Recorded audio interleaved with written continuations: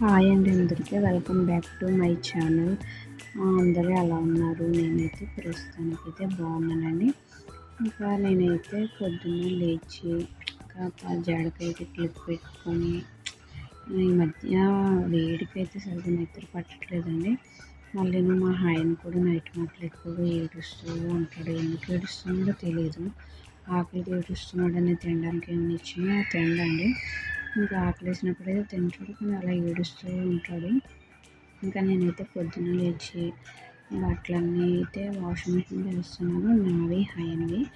అత్తయ్యవైతే వేరేగానే వేసుకుంటారు, వదినవి కూడా వేరేగానే వేసుకుంటారు.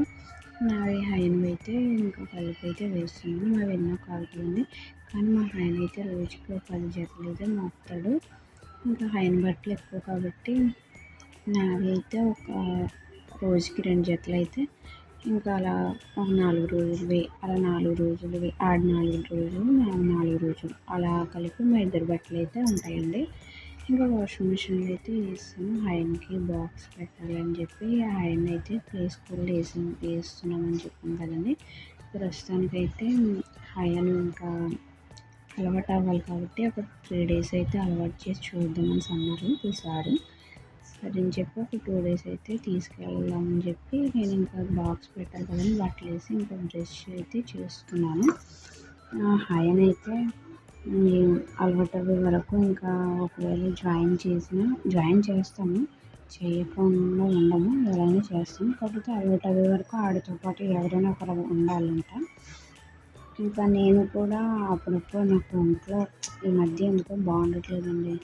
ఒక నిమిషం బాగుంటే ఇంకో నిమిషం బాగుండట్లేదు. కళ్ళు తిరుగుతున్నట్టుగా, ఒళ్ళు వణుకొస్తుంది, ఇలా వింతగా అవుతుంది.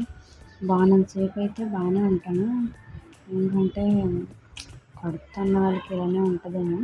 మా ఆయనకైతే నాకు అప్పుడు ఎలా ఉండేది పెద్దగా తెలియదండి. కాకపోతే అప్పుడైతే వామిటింగ్స్, మళ్ళీ నిద్రపోయేదాన్ని ఎక్కువగా, ఇలాంటివి అయితే నాకు తెలుసు. ఇంకా నేనైతే టీ తాగుదామని చెప్పి పాలు అయితే తేలేదు ఇంకా ఆవిడ. ఇంకా డికాషన్ అయితే పెట్టుకున్నాను. డికాషన్ గుండ అయితే ఇక్కడ దొరికే గుండ బాగాలేదండి. మా అమ్మ వాళ్ళ ఇంట్లో గుండ, టీ గుండ అయితే బాగుంటుంది. అక్కడ ఒక అతను తీసుకొస్తారు. డికాషన్ పెట్టుకొని తాగినా బాగుంటుంది. ఇక్కడ గుండ పెద్దగా టేస్ట్ అనిపించట్లేదు. ఇంకా టీ అయితే తాగేసి అంట్లున్నాయి. ఆయనకి రైస్ పెట్టాలని చెప్పి అంట్లో అయితే చాలా ఫాస్ట్గా అయితే కడుగుతున్నాను. ఈ లోపు ఆయన కూడా లేచాడు. లేచి అయితే నా దగ్గరకు వస్తున్నాడు. నన్ను ఏ అని పిలుస్తున్నాడు అండి. ఆయన మధ్య ఎవరినైనా సరే ఏ అనడం నేర్చుకున్నాడు. మళ్ళీ చెయ్యకుండా చూపిస్తాడు. అంట్లు అయితే ఉన్నాయి, అంట్లు కడిగేసి ఆయనకి బాక్స్ పెట్టాలండి. మీరు నా ఛానల్ కాస్త సపోర్ట్ చేయండి. నాకు నమ్మకం ఉంది మీరు సపోర్ట్ చేస్తారు అని. ఎందుకంటే నేను ఫస్ట్లో కుకింగ్ ఛానల్ చేసేదాన్ని. అప్పుడు హైన్తో కొంచెం ఇబ్బంది అవుతుందని చెప్పి నేను కుకింగ్ అంటే కొంచెం హైన్తో చేయలేనేమో అనిపించి ఇంకా డైలీ వ్లాగ్స్ అయితే ఇంకా అలా ఏదోలా వీడియోస్ తీసుకోవచ్చు కదా అని చెప్పి ఇంకా కుకింగ్ ఛానల్ తీసి డైలీ వ్లాగ్స్ అయితే ఇలా పెట్టుకున్నానండి. ఇంకా ఆయన నాకు ఇంకో ఛానల్ ఉందండి. అది Aishu Hayan daily vlogs and cooking ఇవ్వండి. ఆ ఛానల్ని కూడా కొంచెం సపోర్ట్ చేయండి. నేను అసలు 2 ఛానల్స్ ఎందుకలా స్టార్ట్ చేశాను నాకే తెలియదు ఆ టైంలో. ఇంకా స్టార్ట్ చేశాను కదా, మళ్ళీ ఎందుకు తీయడం అని చెప్పి ఆ ఛానల్ అయితే అలా ఉంచేసాను. ఇంకా ఇక్కడైతే అంట్లో అయితే కడుగుతున్నాను. ఆయనకి అత్తయ్య అయితే ఉప్మా చేస్తున్నారు. బయట ముగ్గు పెడుతున్నారు. ఫస్ట్ అత్తయ్య బయట ముగ్గు పెట్టాక ఉప్మా చేస్తానన్నారు. ఎందుకంటే ఆయన కోసం బాక్స్ పట్టుకెళ్ళిన కూర అన్నం వండిన తినడండి. అవి అయితే కొంచెమైనా తింటాడు అని చెప్పి ఉప్మా చేయమని అంటే ఉప్మా చేస్తానని అన్నారు. ఆయన ఉప్మా ఇష్టంగానే తింటాడండి. నేనైతే ఇంకా ఇక్కడ వాషింగ్ మిషన్లో బట్టలు వేసాను కదా, అది పైప్ అయితే లోన పెట్టడం మర్చిపోయాను. వాటర్ని వచ్చేసినాయి. ఆయన మళ్ళీ పడిపోతాడని చెప్పి వాటర్ అయితే తుడుస్తున్నాను. ఆయన అసలుకి కుదురుగా ఉండదు కదండి, అన్ని దిక్కులుగా తిరుగుతూ ఉంటాడు. అలా అని చెప్పి ఇక్కడైతే తుడుస్తున్నాను. అదే ఆయన గన్ చూడండి నన్ను షూట్ చేస్తున్నాడు, లాన్ నుంచి నన్ను షూట్ చేస్తున్నాడు. ఇంకా తుడిచేసి అత్తయితే ఉప్మా చేశారు. ఆయనకైతే బాక్స్ పెడుతున్నాను నేను.